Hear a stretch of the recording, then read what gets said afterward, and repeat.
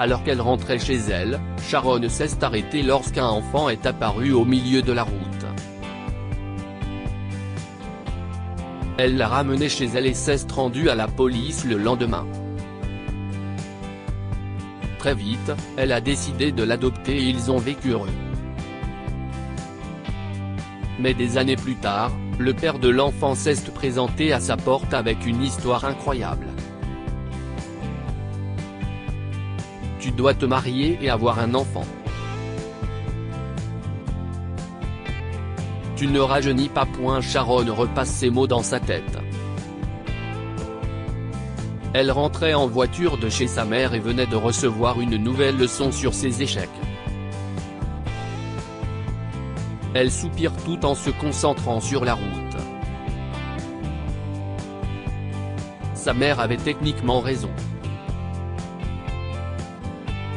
À 36 ans, elle n'avait aucune chance d'avoir un mari, et le temps dont elle disposait pour avoir un enfant était compté.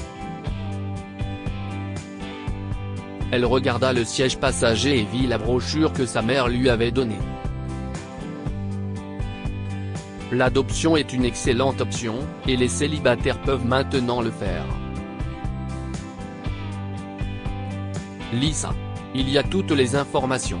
La femme âgée était implacable, mais Sharon n'était pas intéressée par l'adoption. Ce n'était pas pour elle, surtout en tant que femme célibataire.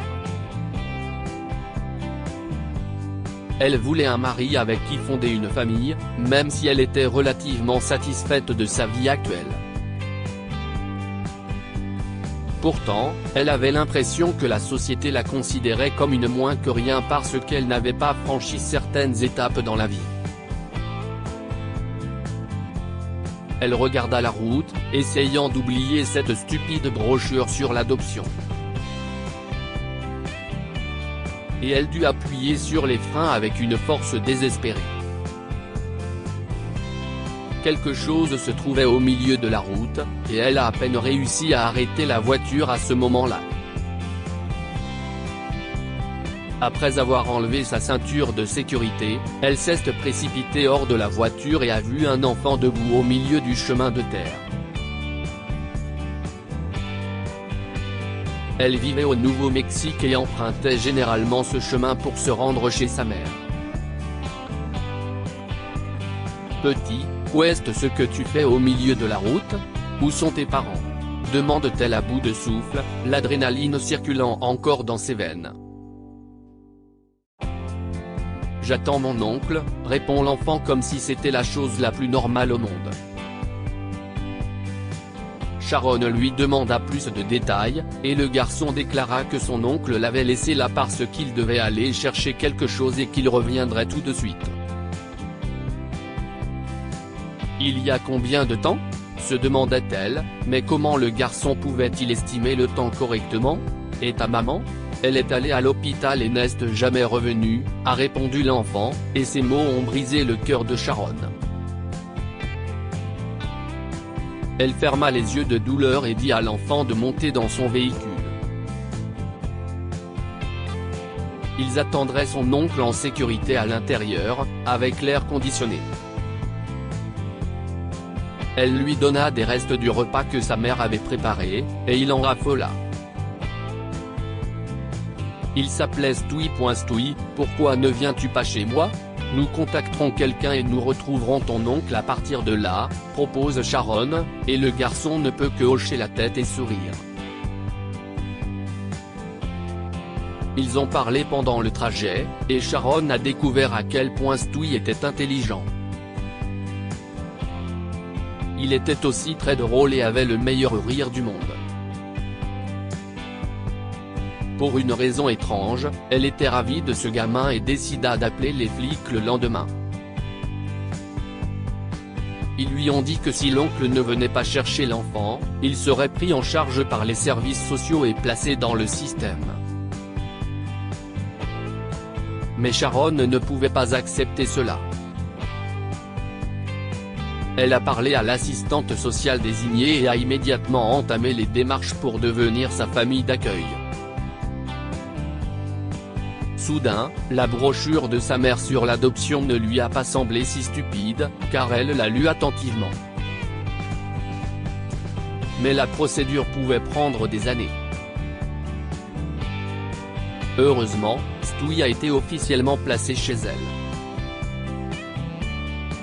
Son oncle n'est jamais apparu et n'a jamais semblé vouloir de lui. Plusieurs années ont passé et Sharon est devenue officiellement la mère de Stewie, ce qui a énormément plu à sa mère. Quelques années plus tard, Stewie était au lycée et Sharon adorait être sa mère. Il était excellent dans tous les domaines et excellait dans le club de maths, qui se réunissait tous les jours après l'école. Si est pourquoi elle était seule à la maison quand on a sonné à la porte. Un homme étrange se trouvait juste à l'extérieur, mais elle l'a reconnu pour une raison quelconque. C'était une version plus âgée de Stewie, et Sharon eut peur pour la première fois depuis de nombreuses années. Était-ce l'horrible oncle de Stewie? Puis-je vous aider? Demanda-t-elle avec méfiance. Êtes-vous Madame Carter? Sharon Carter? Demanda-t-il, et elle hocha la tête à contre-cœur. Mon nom est Nicolas Peters, et je crois que vous avez adopté mon fils. Sharon voulait être surprise, mais son visage en disait long. Il ressemblait exactement à son fils. C'était la seule preuve dont elle avait besoin, mais elle était quand même inquiète. Ah, eh bien. Oui. Mais pourquoi êtes-vous ici? Dit-elle en hésitant sur les mots. J'espérais vous parler et je voulais rencontrer Stewart, dit Nicolas en essayant de pénétrer dans la maison, espérant une invitation. Il préfère qu'on l'appelle Stewie, répondit Sharon en poussant un soupir et en faisant signe à Nicolas d'entrer. Elle lui offre du thé et des biscuits, et il s'assoit dans le salon. Alors, commença-t-elle. Cela fait des années que j'ai adopté Stewie. Pourquoi êtes-vous venu ici maintenant? Comment m'avez-vous trouvé? Il ne m'a jamais parlé d'un père. Eh bien, je suppose que je devrais commencer par le début, hésita Nicolas en joignant les mains et en carrant les épaules en guise de préparation. La mère de Stewie et moi avons rompu quand elle est tombée enceinte. Mais je suis resté dans les parages un peu après la naissance. Cependant, j'avais un travail horrible. Il ne payait rien, et elle avait du mal à travailler. On m'a proposé un nouveau travail en Europe, et je ne pouvais pas l'abandonner. Je suis donc parti. Mais c'était après une grosse dispute avec mon ex. Elle m'a empêché de contacter Stewie, et j'ai pensé que c'était bien. J'ai essayé d'avancer dans ma vie. Mais je suis venu à regretter ce choix. Continuez, insiste Sharon, qui sirote son thé et est captivée par l'histoire. J'ai appris récemment que mon ex était morte à l'hôpital quand Stewie avait 4 ans. C'est son frère, Jack, qui me l'a dit. J'avais enfin trouvé son contact. Quand j'ai demandé ce qu'il était advenu du petit, il a dit qu'il l'avait laissé quelque part. J'ai demandé plus d'explications, mais il a raccroché et m'a bloqué, a-t-il poursuivi, sa lèvre supérieure rongeant sa lèvre inférieure. Oh mon Dieu! Quel homme méprisable, commente-t-elle, mais elle dit à Nicolas de continuer. Eh bien, je ne savais pas quoi faire d'autre que d'engager un détective privé, qui a réussi à trouver un rapport sur quelqu'un qui avait trouvé un enfant au milieu de la route. Il a ensuite découvert que quelqu'un l'avait adopté et je l'ai payé pour qu'il me donne votre adresse. Je sais que c'est une atteinte à la vie privée, et je ne suis désolé. Mais je ne l'ai communiqué à personne d'autre et je ne vous veux aucun mal à tous les deux, explique Nicolas. Je ne veux pas non plus d'argent.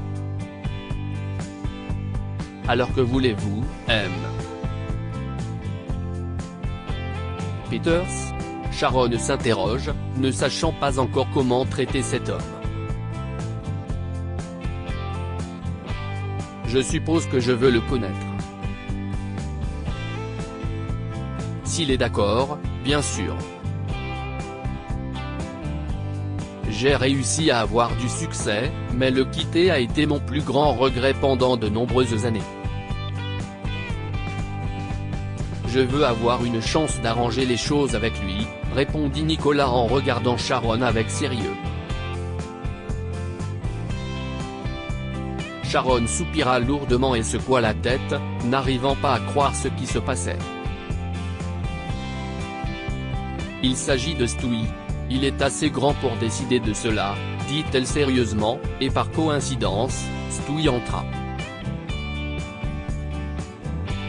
Il était fatigué du club de maths, mais Sharon l'a présenté à Nicolas, et ils ont raconté son histoire une fois de plus. L'adolescent était hésitant, mais elle pouvait voir à quel point il était curieux au sujet de son père. Après tout, Sharon n'avait jamais eu de petite amie et ses seules figures paternelles étaient ses professeurs à l'école. Elle l'a donc encouragé à se lier avec Nicolas.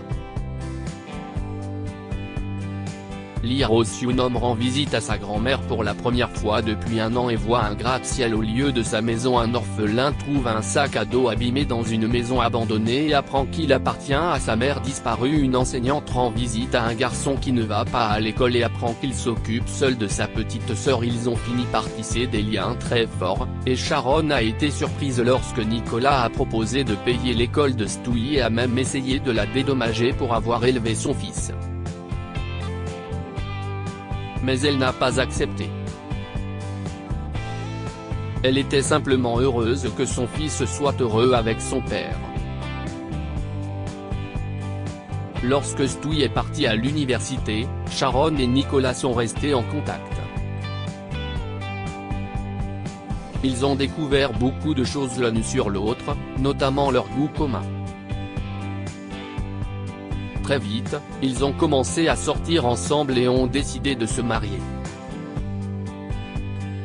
Stewie a accompagné sa mère jusqu'à l'hôtel avec le plus beau sourire du monde. Que pouvons-nous apprendre de cette histoire? Les gens doivent avoir un plan B pour leurs enfants. On ne sait jamais ce qui peut arriver dans la vie, pourquoi les parents doivent toujours s'assurer que leurs enfants se retrouvent dans un endroit sûr.